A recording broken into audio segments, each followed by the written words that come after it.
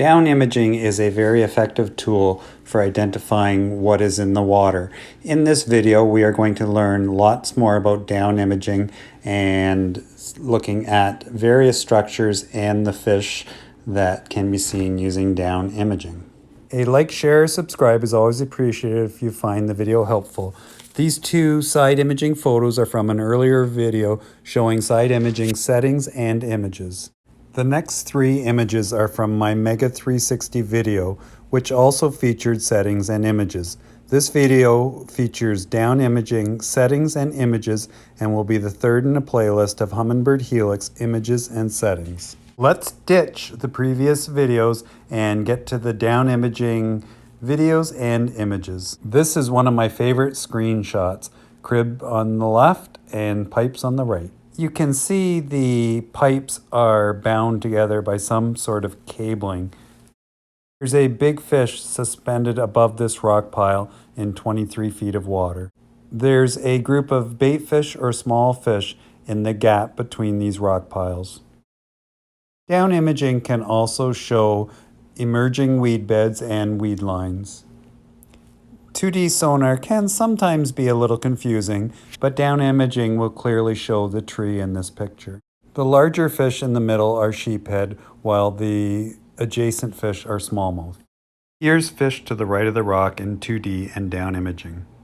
In this image, there's a school of panfish, which I believe to be crappie, that are suspended above the bottom. Just after the previous screenshot was taken, a group of pike appeared to show up from the right on the panfish. Spot locked the whole time, 9 minutes apart. First picture shows a large group of smaller fish near bottom, followed by a massive group of large suspended fish. Sometimes there's just a crazy amount of fish. Look at the fish on the down imaging. It's just insane how many fish there are here right now. And then we're gonna go up to the 360. You can see that there's a rock pile and they're suspended off the rock pile. It is just kind of crazy. So once again, there they are on the down imaging. And here we go to the 360. You can see them balled up to the right, suspended, and some scattered to the left. Lots and lots of fish. Pretty exciting stuff. Here's a group of 5 fish towards the left, and you can clearly see that they are good-sized fish. Lots of fish hanging out here, suspended near the break. Can you see the scattered fish located around this intriguing rock pile? If you had trouble spotting the fish in the last one, there's 3 to the top of the shelf near the right. One of the things that you always want to do with your Humminbird units to get the most out of them is go to the Setup tab at the top, and you want to come down to User Mode. And the factory settings are at Angler, but if you want to take advantage of all the possible features, you want to come down to User Mode, and you want to click that Angler over to Custom Mode, and that will give you all of the advanced options, and some of those can be quite helpful. Let's fire up the unit, and one of the things we need to do is we need to put it into simulation mode. So that is going to allow us to play without doing any damage to the transducer. So as the menu startup options come up, I hit the menu button once and I go down to simulator and I click on simulator, and now I am in simulation mode, and that's where I'm going to play with my settings. One of the key things that I want you to remember is that there is no perfect settings for all different situations. So I want you to avoid that set it and forget it mentality. You can use settings as a starting point, but then you are going to play with your individual settings, and you will learn in this video how to adjust them to get the best possible image. The factory settings are a great starting point. The engineers cannot possibly account for every type of water, whether you have ultra clear water or murky, dirty water. They just basically needed to give you a guideline that is going to be a general overall good starting point, and that's what they have done with the factory settings. In order to maximize the potential of the units, it's up to you, and that's why I always say don't think of it like a set it and forget it mentality. Think of it more like an adjustable wrench. It's a great tool, and you have to change it for every single job. And sometimes that job changes within any given day as well. Once I am in simulation mode, then I just simply go to my view button. I press and hold it down, and it is going to give me my options. So down imaging is part of the sonar option. So I right click once, and it is now going to show me all my different views in sonar, and it's a good time saver by doing that hold of the view button. And I just simply go down to down imaging, and I click on down imaging, and now I can begin to see the pictures that they have provided in simulation. As you are learning to interpret down imaging, please understand that your real-time images are here on the right-hand side, and on the left-hand side, as this hump goes by, this is in the past, it's history. So the oldest part of your image is over here on the left side, and once again, the real-time image that is being recorded is right here on the right-hand side. And you can see on the right-hand side that you are now just going over a hump. We can clearly see in this image that there's a huge rock pile hump of some sort, and it's hard to say exactly what it is, but it looks like some slag or chunk rock that's all been piled together. We have what looks like could possibly be a pole down here, lots of suspended bait up here, and as always, when they put pictures for simulation mode, they are trying to let you see what the unit can do. So now they've got this area zoomed in a little bit, and you can see all kinds of structure here, and you've got some individual fish here and here. You've got a huge cloud of bait up there, and as it continues to scroll through, we can see there's some debris on the bottom here, some debris here, possibly a fish that's got its tail close to the bottom, and just all kinds of different stuff so that you can get used to the images and see what they look like on down imaging. If I want to freeze the image, I just simply need to take my cursor pad, and I am going to click the right arrow, and that locked and froze the picture. So if I want to go in now and I want to move that cursor, it's already frozen, so I can take and I can move that cursor around. So let's say I want to see the top of this structure. Then I am zoomed in on that portion of it. And once again, I can play with the zoom in button and see the pictures enlarged. And sometimes, you know, when you've got fish suspended up here like this, by zooming in, you can help identify the fish.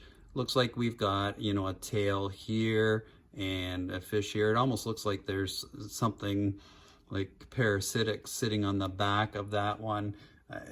You just learn a little bit more. So we can zoom in again, and let's say I wanted to find that one, and so I am looking here, and once again, you know, to me this is looking like something.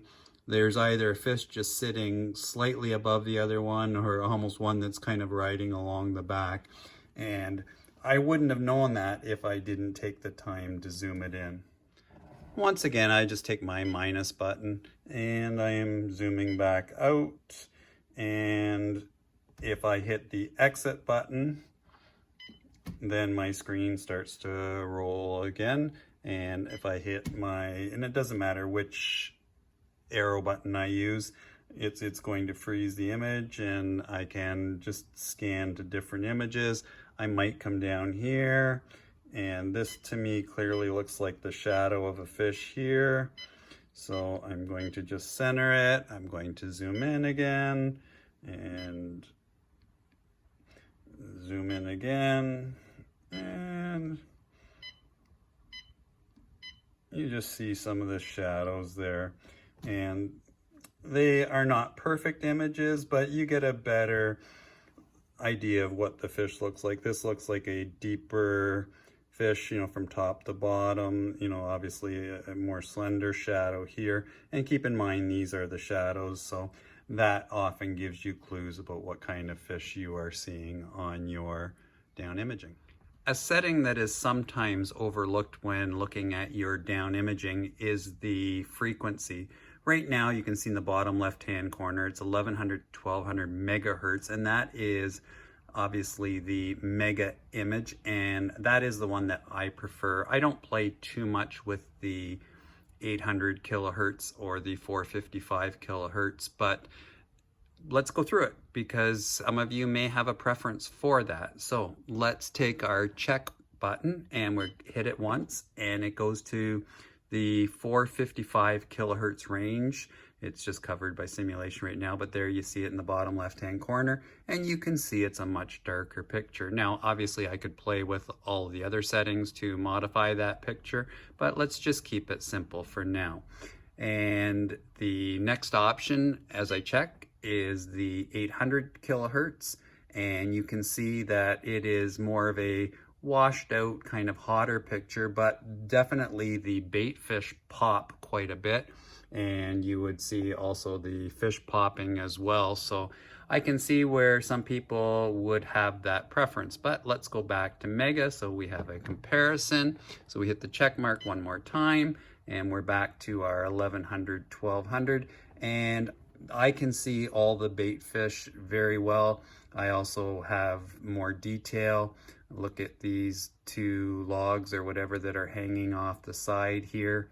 And as I said earlier, my preference is definitely for the megahertz, but once again, it's an individual preference, so that's up to you. You decide what's best for you. To access the down imaging express menu, I have to be in down imaging mode. Once there, I simply press the menu button once, and that will bring up all of my options. And those are the settings that you are mainly going to play with to get your down imaging to the clarity of the picture that you desire. Let's take a look at what happens when we play with the sensitivity. I am going to increase it from 14. And you can see that the images and it's at 20, it's maxed out now. And you can see that the image is really hot. I mean, it clearly shows that there's harder bottom area here and here, soft area here, and you can still get a pretty good general image. But a lot of people would say that that just looks kind of washed out, and I'm not really happy with that. So once again, if I'm not happy with it, I just simply play with it, and that's the best way to get the optimal setting. So let's back it down, and it started at 14, and there's 12, and that actually looks pretty good to me, but let's just keep going and see what happens as we go down. And the sensitivity is going down, down, and it is something that is up to your eye what is best for you. What I think is great may not be great for you. And I'm just going to go all the way down. I'm now into -7, 8, 9, and you can see that with the sensitivity way down, that picture is really dark, and I do not like that at all. So I'm going to, once again, just continue to tinker with it and get to where I think it's the best. And it's absolutely an individual preference. So I was at 14, and that is starting to look pretty good to me. It's at 13, and I mean, it takes just seconds to adjust, and that's pretty good there at 16. And I might say that it's a little hot, so back down to 13. So when I mean hot, this area is not as glowing kind of thing. And once again there, I mean, that's pretty good too at 12. So let's say for now, I'm happy at 12, and I'll just leave it there. And that's my sensitivity adjustment completed. Once I am done with the sensitivity, I'm just going to hit my exit button, and I'm going to call up my express menu again, and I am going to play with the down imaging contrast. And I honestly think that the contrast is one of the areas that some people get frustrated with their down imaging clarity picture. So I have found that by increasing the contrast that I can generally get the best possible picture. And it is a key adjustment for me, especially with down imaging. So let's play with it and let's see what happens. My contrast right now is set at 15 out of a possible 20, so it's pretty high. If the contrast goes down, this is the image that a lot of people, I think, are frustrated with. They see it and go, yeah, it's just so hazy, and I can't get those really crisp, clear pictures like that picture I had at the beginning of the pipe. And quite honestly, the body of water that I was fishing, where I took those images of the pipe, this was what my image looked like, and I wasn't happy with it. And so one of the things that I did was I just took my contrast and I kept increasing it until I got it to a point where I had nice crispness. And this is going to give you your best images possible. So if you're going to play with one button on down imaging, your contrast is probably going to be one of the key buttons, and you'll get rid of that haze, and then you can take shots that you're proud of. When I am in custom mode, if I hit my down imaging express menu, these are the options that I get. I get sensitivity, I get down imaging enhance, upper range, lower range, chart speed, down imaging colors, color palettes, dynamic contrast, and IPilot controls. I will go back to the top and go to DI enhance, and you have here the ability to adjust your contrast, which I have shown you previously is super important. The sharpness feature is also available, and I prefer to leave mine off. I'll just run through low, medium, high. To me, it distorts it and makes it a messy picture. So once again, medium, low, off. And it definitely gives me a better picture with it off, so therefore I leave it off. In custom mode, I have the option of using the upper range, and in this case, the upper range is set at 17 feet. And you can see up here it's 17 feet. This gives me the ability to eliminate the upper layer of the water column. And if I am never getting any fish in that upper layer, and as you've seen in some of the earlier down imaging interpretations of simulation mode, there was really nothing ever up high. So now when I have the upper range set at 17, the hump becomes larger and it gives me a more enhanced version of what is under the water. So it's a zooming effect with the elimination of the upper water column. I constantly adjust my lower range, as I honestly believe it gives me great images because they are focused in on what I want to look at. And a lot of anglers just leave it on automatic, and it works pretty good, but it does not optimize the unit the way it could be used. So let's take a look right now. With the lower range, you can see is set at auto, and it says that up there, and basically what it means is it's going to adjust it automatically. But I'm going to override that by taking my right cursor, and now I'm going to set the lower range, and you'll notice that I lost my picture, and that's because right now it's saying the lower range is 10 feet. Well, the bottom is way deeper than that, so it's not seeing anything. So what I have to do is I have to just continue to adjust that. And so I am making the lower range go down, so it's 26, 27 feet, 35 feet.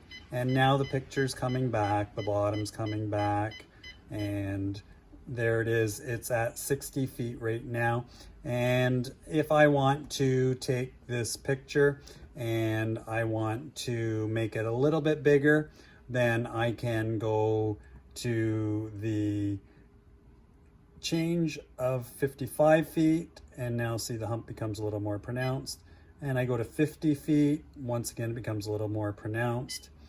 45 feet, and it looks like I lose bottom a little bit. So if I just go to 46 feet, now you can see that I have a clear view of the bottom and also a clear view of the top. So the hump looks pretty good, but once again, we talked previously about that upper range. So now if I take this and I exit out, I'm happy with my lower range set at 46 feet. And I go to the upper range and I'm going to reset that. Now I'm going to once again eliminate that upper water column, and you can see the number changing, 2 feet, 3 feet, and I'm going to go back to that 17 foot that I had it on because that was optimal. And now you can see the whole hump. You can still see the bait suspended around, and we are back to that excellent enhanced image that I was showing you in the upper range section. Chart speed is next on our list, and it is something that you can play with. I don't think it affects the quality of the image very much, so it's just a matter of you seeing it at the speed that you want.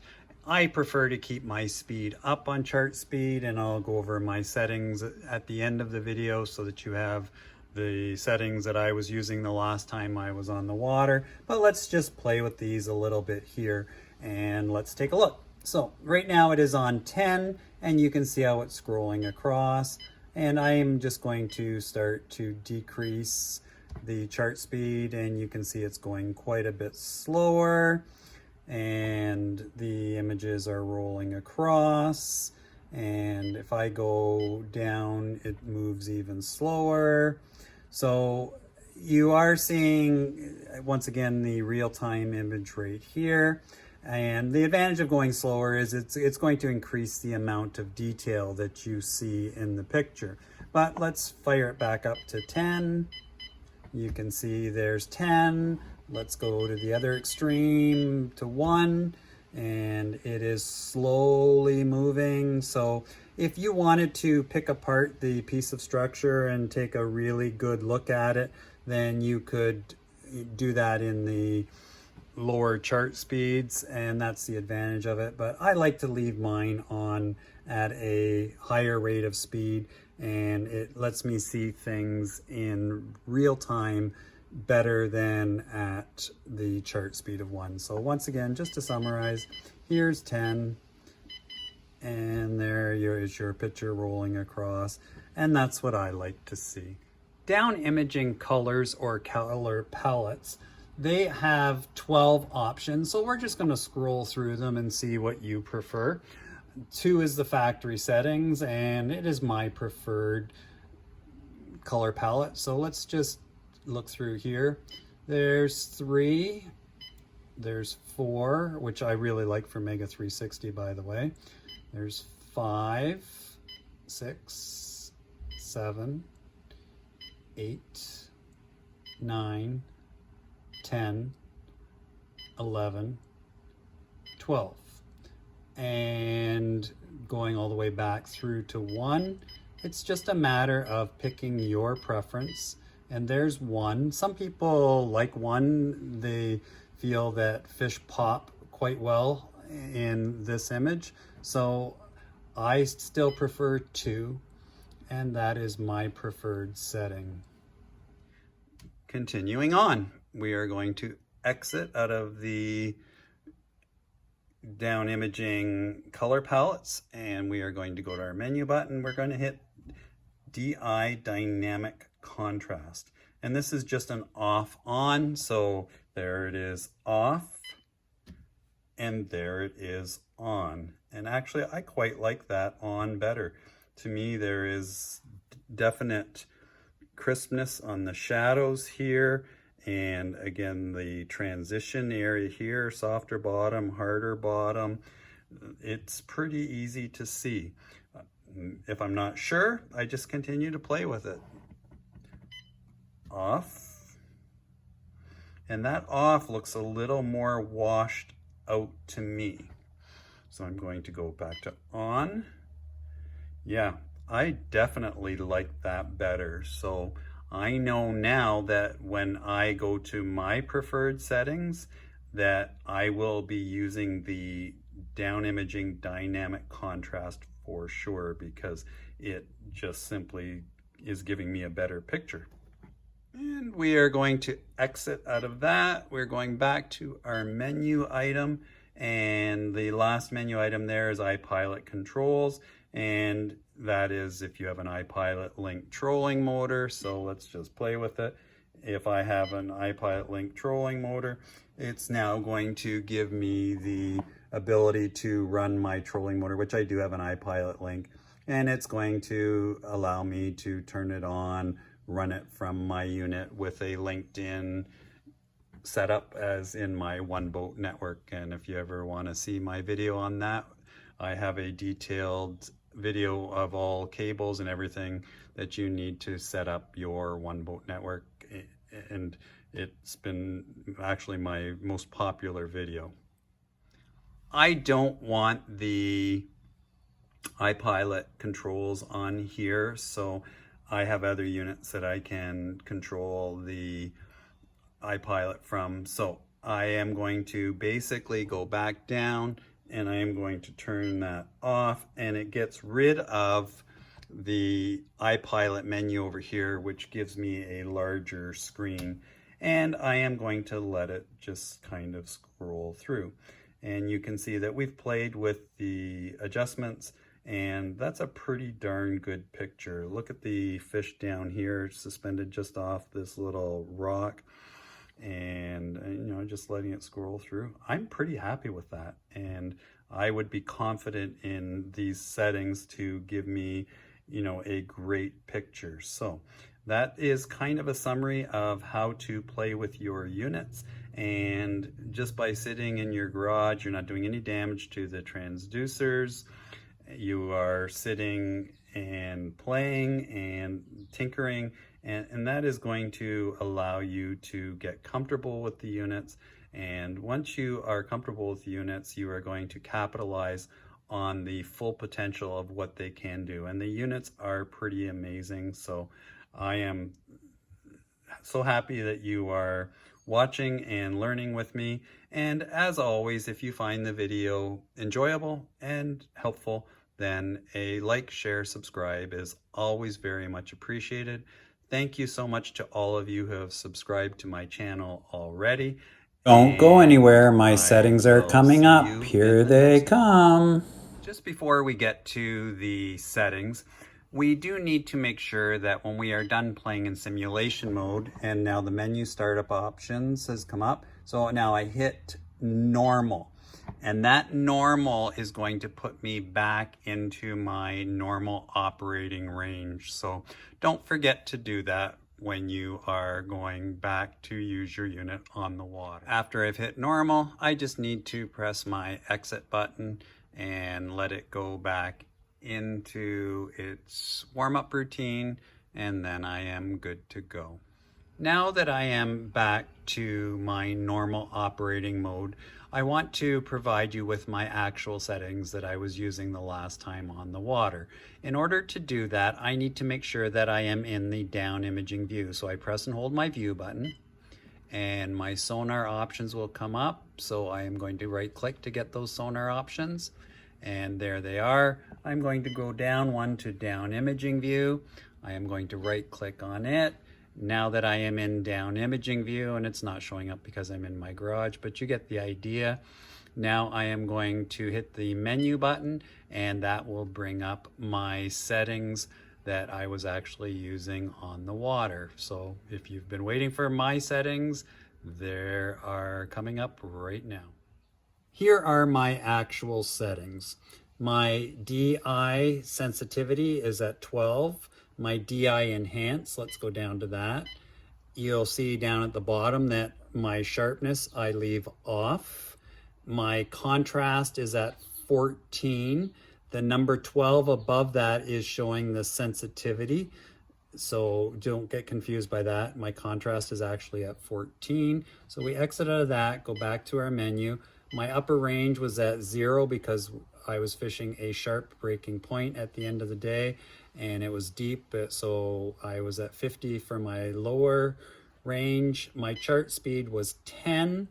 My color palette preference is 2 and my dynamic contrast is on. And those are the settings that I start with on a regular basis. Oh, that's another wrap on this third in the playlist of settings and imaging. So 2D is next on the list. Please subscribe to the channel so you don't miss out on any of them.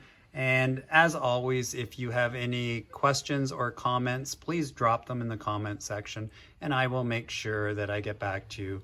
Once again, thanks again for watching, and I hope you have found them enjoyable and helpful, and look forward to adding new subscribers anytime on the channel.